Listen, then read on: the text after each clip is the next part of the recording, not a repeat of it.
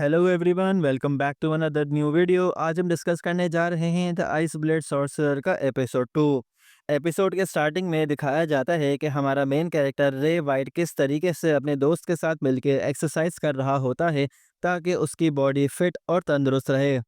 Next scene में हमें दिखाया जाता है कि रे वाइट एक गुफा नुमा कमरे में एंटर होता है, जहां पर बहुत सारे बॉडी बिल्डर जैसे लोग बैठे होते हैं, जिनका लीडर सीट के बीचों बीच बैठा होता है।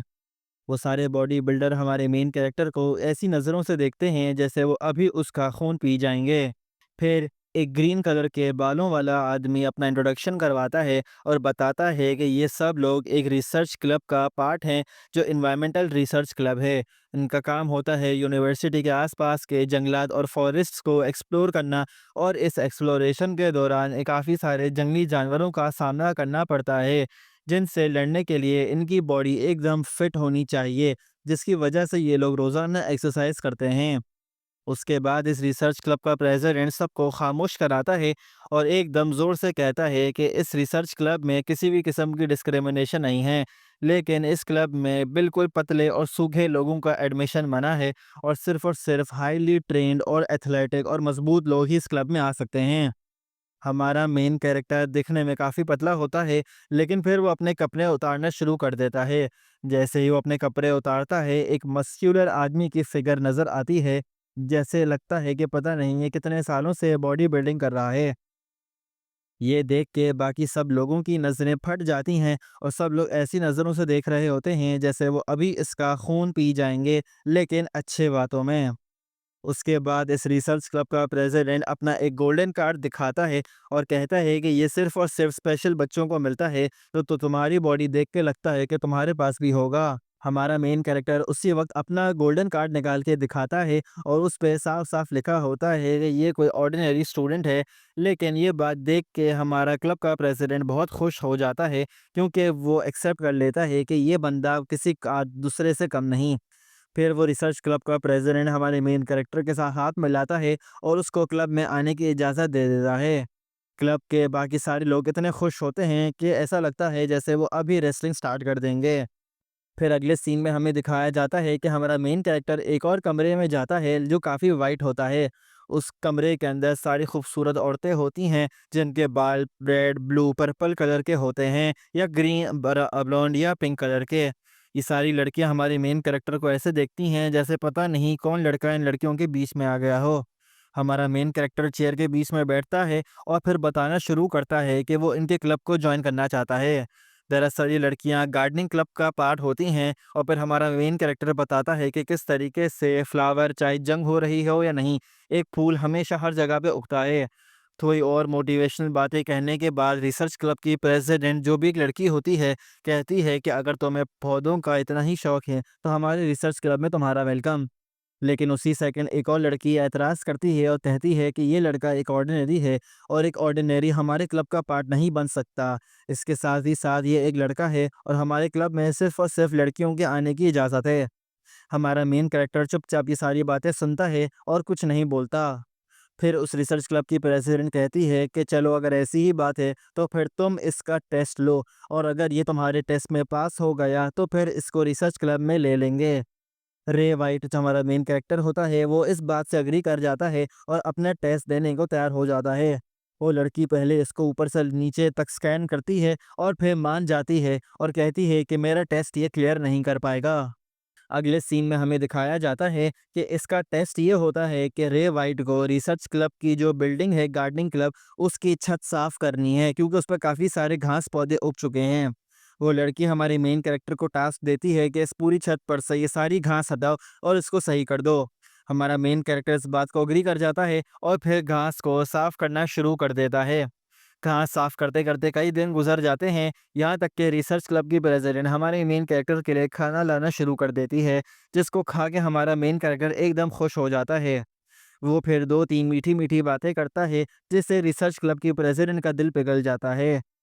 नेक्स्ट सीन में दिखाया जाता है कि किस तरीके से दो स्टूडेंट होने वाले मैजिक शेवेलियर की प्रैक्टिस कर रहे होते हैं, जो कि एक कंपटीशन होता है जो मैजिक सोसाइटी के दरमियान होता है। वो लड़की उस पहले हमारे मेन कैरेक्टर को देखती है और फिर कहती है कि तुम्हारे मसल इतने ज़बरदस्त हैं, तुम क्यों मैजिक चैवेलियर में पार्टिसिपेट नहीं करते और अपनी कैपेबिलिटीज़ दिखाते। हमारा मेन कैरेक्टर ये मौका भी नहीं छोड़ता और अपने मसल फ्लेक्स करना शुरू कर देता है। नेक्स्ट मोमेंट में गार्डनिंग क्लब के बाकी लोग भी आ जाते हैं और ये देखते हैं कि किस तरीके से हमारे मेन कैरेक्टर ने पूरी छत को घास से साफ कर दिया, बल्कि ऊपर क्यारियां भी बना दी हैं। जिस लड़की को टेस्ट दिया गया था वो फाइनली हमारे मेन कैरेक्टर को क्लब में आने की परमिशन दे देती है। इसके बाद हमारे मेन कैरेक्टर को स्कूल की प्रिंसिपल यानी उसके फॉर्मर पार्टनर से एक लेटर रिसीव होता है, जिसके अंदर वो बताती है कि एक डेविल टाइप सोसाइटी हमारे कैंपस को इन्फिल्ट्रेट कर चुकी है और वो स्टूडेंट्स को किडनैप करना चाहती है। यही बात ज़हन में रखते हुए हमारा मेन कैरेक्टर फॉरेस्ट के अंदर वॉक पे निकलता है, जहाँ पर उसकी मुलाकात फिर उस लड़की से होती है। ये वही लड़की है जो एपिसोड 1 में हमारे मेन कैरेक्टर के साथ टकराई थी। हमारा मेन कैरेक्टर पूछता है कि तुम इस तरीके से यहाँ पे अकेली क्या कर रही हो और तुम इतनी खूबसूरत हो कि तुम्हें यहाँ पे अकेला नहीं होना चाहिए। ये लड़की एकदम शर्मा जाती है और फिर अपने बालों को हिलाते हुए बोलती है कि वो यहाँ पे इंसेक्ट्स को देखने आई है, क्योंकि उसे इंसेक्ट्स काफ़ी पसंद हैं। हमारा मेन कैरेक्टर फिर ये कहता है कि तुम इतनी खूबसूरत हो कि मुझे भी इंसेक्ट्स पसंद हैं और मुझे भी कीड़ों का ख्याल रखना पसंद है। ये बात सुन के वो लड़की इतनी शर्मा जाती है कि उसका मुंह टमाटर जैसा हो जाता है। फिर अगले दिन क्लासरूम के अंदर टीचर बताती हैं कि किस तरीके से मैजिक करने वाले सॉर्सरर की अलग अलग टाइप्स होती हैं, जिसके अंदर कुछ लोग आग से कर सकते हैं, ये कुछ लोग बिजली से भी मैजिक प्रोड्यूस कर सकते हैं। उसके बाद टीचर एक टास्क अनाउंस करती हैं क्लास के अंदर, जिसमें वो बताती हैं कि एक मैजिक कंपटीशन होने वाला है क्लास के दरमियान, जिसके लिए आपको ग्रुप्स बनाने की ज़रूरत है। हमारा मेन कैरेक्टर एज़ यूजुअल अपनी फ्लेक्सिंग और रिस्ट टेक्निक्स का इस्तेमाल करते हुए एक लड़की को अपने ग्रुप में ले लेता है।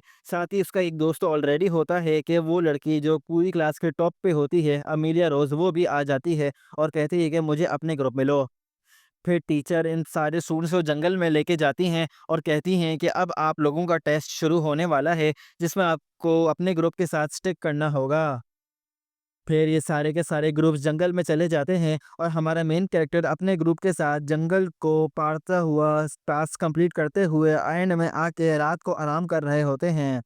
रात को फिर उनके बाकी दोस्त हमारे मेन कैरेक्टर से सवाल पूछना शुरू करते हैं कि तुम कोई ऑर्डिनरी नहीं लगते। जिस तरीके की तुम्हारी स्किल्स हैं और जिस तरीके से तुम चीज़ों को आराम से पार कर लेते हो, ऐसा लगता है कि तुम्हें पास्ट एक्सपीरियंस है। हमारा मेन कैरेक्टर इस बात को जाने देता है और फिर उसे एकदम नॉस्टैल्जिया होता है, जिसके अंदर उसे अपने फॉर्मर पार्टनर की बात याद आ जाती है। हमारा मेन कैरेक्टर फिर अपने आप से सवाल पूछना शुरू कर देता है कि मैंने पास में इतने लोगों की जानें ली हैं, क्या मैं अभी इतना मज़ा करना मुझे अलाउड है कि नहीं? एकदम से कुछ लोगों के चिल्लाने की आवाज़ आती है, जो सुन के हमारा मेन कैरेक्टर और उसका ग्रुप फिर वहाँ भागे-भागे चले जाते हैं। जैसे ही ये सब वहाँ पहुँचते हैं तो वो देखते हैं कि एक बहुत बड़ा मॉन्स्टर वहाँ खड़ा है और वो एक और दूसरे ग्रुप पे अटैक कर रहा है। हमारा मेन कैरेक्टर बिना कोई टाइम वेस्ट किए फ़ौरन अपनी मैजिक स्किल्स को इस्तेमाल करते हुए भागता है। इवन दो वो मॉन्स्टर हमारे मेन कैरेक्टर को अटैक करता है, लेकिन हमारा मेन कैरेक्टर एकदम भागता हुआ छलांग लगा के अपनी स्वॉर्ड उस इंसेक्ट में घुसा देता है और उसे फ़ौरन मार देता है।